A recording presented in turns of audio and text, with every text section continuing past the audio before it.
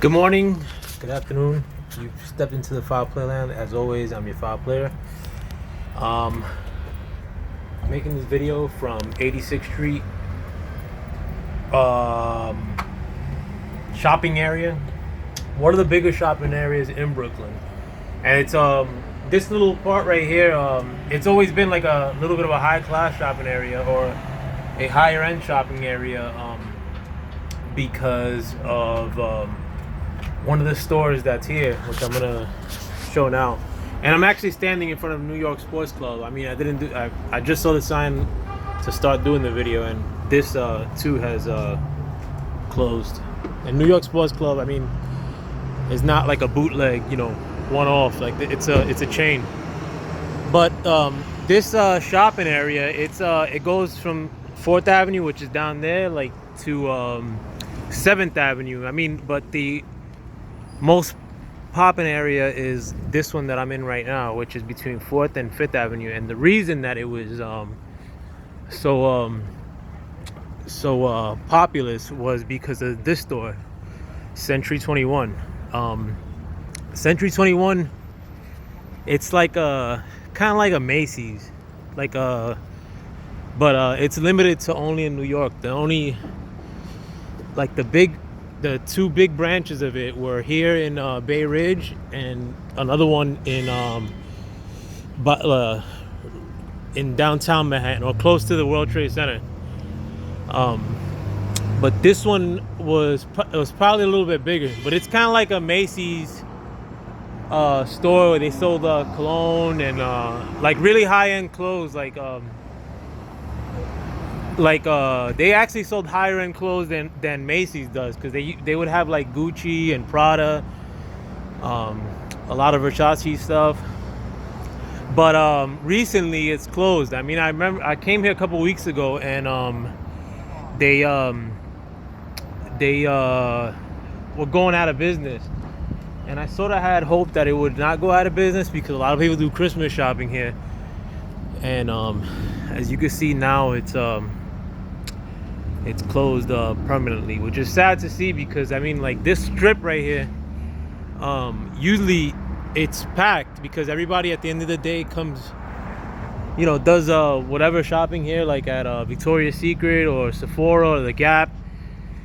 They have a Benetton store too here, and now a lot of these stores, you can count the New York Sports Club I just went to, that like a Payless or some bootleg store is going out of business. This store right here is empty. I think that was a GameStop, which is this one here. And Century 21, I mean, like, if you can't peep it, it's pretty big. It's like the size of like 10 storefronts. It's like this whole thing here. But and this store has been around for a long time. If I remember correctly, it was in a Saturday Night Fever. Like, they drove in this area, because the house from that Tony Manero lived in, Saturday Night Fever, was actually a couple blocks down that way. But look, that's another empty storefront. But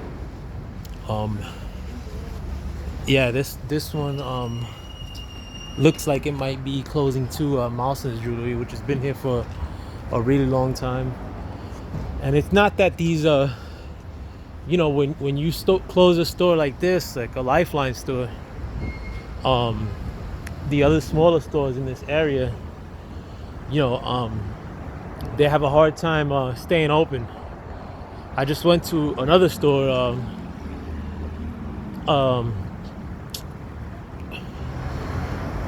what do you call it? Oh, I think Royal Sporting Good. I think that's about to close, and it's one block over this way. But that's why, I mean, I'm opposed to shutdowns. I've always been opposed to shutdowns. I think with the disease that we've been going through, or fighting, or contending with, it didn't merit a shutdown in the first place, I thought. I mean, and that shutdown economically if you I mean, was supposed to be like 2 weeks or 15 days, and I mean, it varied like how long it was in certain places like California and here in New York. But like it brought our country to the brink economically, and the if we go into more lengthy shutdown or a long-term shutdown, I mean, like, you know, how long could stores like this last? And the thing is too that, like, with the it wasn't just the shutdowns, it was also the standards as far as capacity goes. And I think a lot of stores now and restaurants are curbing it, because I went to a restaurant yesterday. Look, you can see they still have the Chanel signs up. This was like the fragrance section of the store. It's actually two-sided, but a lot of businesses are curbing the capacity rules. Like, I went to a restaurant yesterday and they were pretty much full to capacity. Like, there wasn't social distancing between tables, which is good. I mean, like, you know, if some people do take this disease like very seriously, I'm not knocking it, man. Like, you know, but I think a lot of other people like myself, you know, factor the risk. And I have a son at home, you know, he's 18, and in addition to having a wife, but you know, I factor those risks. And you know, if I got to deal with the repercussions of getting sick, so be it. I mean, like, you know, I think that based on the people that I've known that have had this disease, I mean, it seems like the people that were getting it recently were getting over it a lot faster. Like, I mean, I've always thought that it seemed like the first phase of this whole thing was completely different than like what we're seeing now. I mean, like, what we're seeing now, a lot of people are getting over it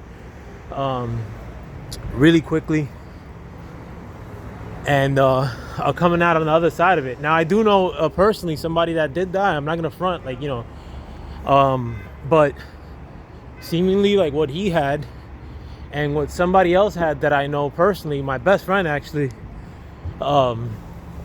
they within the first wave, I mean, like, what they had, I mean, it seemed like it was like a badass flu where they had the shits and were throwing up, and they were bad eating wise for a while. One of my friends took a flight. The other one would eat from this nasty Chinese food restaurant very frequently. In addition to giving that, he was really popular, but he would dap up a lot of people. Look, like this bootleg store. Oh no, this has been here for a while. I was gonna say, like, 'cause a lot of when these stores close, a lot of bootleg low class ones take their place. But with both those friends that I know that had it, the real severe version here in New York, you know, like I said, one took a flight. I'm freezing my ass off. I'm gonna go back to my car. But one of them took a flight, and the other one would dab a lot of people up because he was popular. He's a rapper. He had a store, and he would eat from this really nasty Chinese food place. One of them was in the hospital for for 2 days, and I honestly was very concerned for him making it out of it. But he did make it out of it. And the other one, unfortunately, did end up passing away.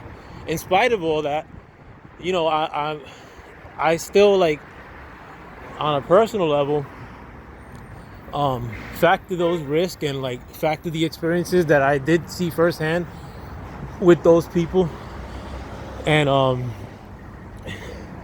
you still got to carry on. I mean, like, and it's not like, but it,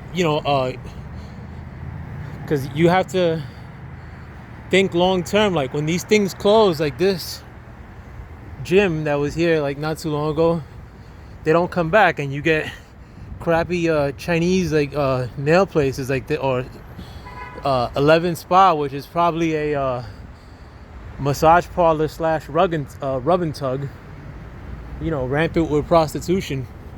You get crappy stores like this that that are popping up, like these bootleg cell phone places, or the shitty ass smoke shop, or Vita Be Well, like, which was open like a couple months ago and now it's already closed. But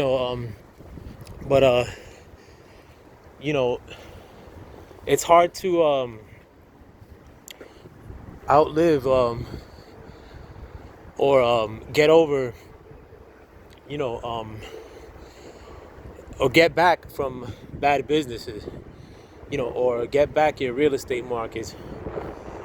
And I'm not rich either, man. Like, I'm not like wheeling and dealing or money wise. In fact, like, I mean, and I'll be completely candid. If there is a shutdown, or if President Biden were to come out as the president-elect, which is still being contested, my investments are gonna go way up. But I'm not gonna be a greed bull and think of my short-term wealth, because at the end of the day, my son inherits this world just like your kids do, and I think of that also. And I don't even know if this is a rule, because I've only been to one place this year where you had to wear a mask outside, and that was in Bethany Beach, Delaware. Like, there was actually a rule where you had to wear a mask outside, which is ridiculous. But there was like everybody out here is like wearing a mask, so no matter what, I mean, like, the numbers of like this disease could stay like pretty much the same as they are now as far as death rates and infection rates and whatnot. Or if we were to come out on the other side of this and this gets eradicated completely, you're still gonna have a large number of people that are gonna continue to wear a mask outside for all time, like especially here in New York, like or a large number of people that now, like, being disease fighters, like, or browbeating other people about wearing masks outdoors. That's gonna be their whole personality, their whole life. Just the other day I saw two young people too. It was like they're probably like 20, like looking at each other like eye to eye, like a girl and a guy, longingly, like romantically, and they both had masks on. Like, yo, people are stupid. It was like a romantic moment, like, and they both were wearing masks. And this dude, boy, like over here. But yeah, I mean, like, I think a lot of people, with the browbeating their argument into place, like, or guilt tripping you, like, like a lot of times I try to have like regular talks with people about these things, and they just, their arguments are like just like if like just scared, oh, you don't care about all the people that died. I mean, like, yeah, of course I do, bro, but like I think more kids go missing than people died of the coronavirus this year. I'm more concerned about that. And I mean, like, it's hypocritical of me that I haven't mentioned the kids that have gone missing, throughout this year, which are probably like more than 400,000 last I checked. And I'm not saying that one, well, I am saying that kids are 100% more important than coronavirus deaths, but you know, are we putting drastic measures to stop missing children? We aren't. I mean, I would be gung-ho for that. I'd be cool for putting some drastic measures to fight the missing kid phenomena that's happening in this country. But you know, we haven't seen that yet. But you have these droogs that are putting on masks for Thanksgiving dinners and making it seem like they're righteous. Alright, let me know what you guys think. That was just a little morning rant. I'm freezing my ass off and my fucking hands freezing. Alright, peace. Talk to you later. Bye.